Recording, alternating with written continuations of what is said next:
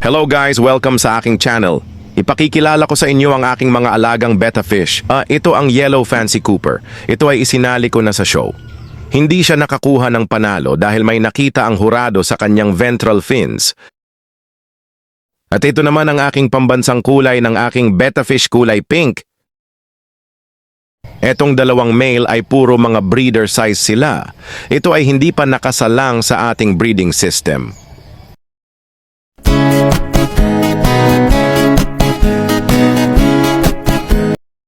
Plano ko na pararamihin itong betta fish na ito para magkaroon ako ng pink na betta fish. Maganda kasi sa mata.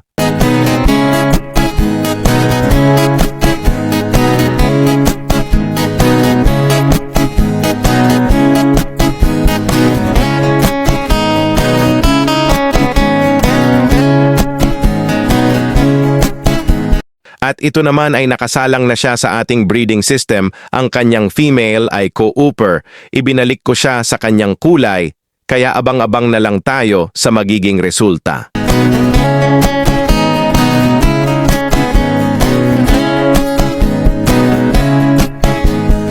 Ipamimigay na lang ng sa ganon, ay madadamay ko sila sa pagiging betta fish keeper, damay-damay na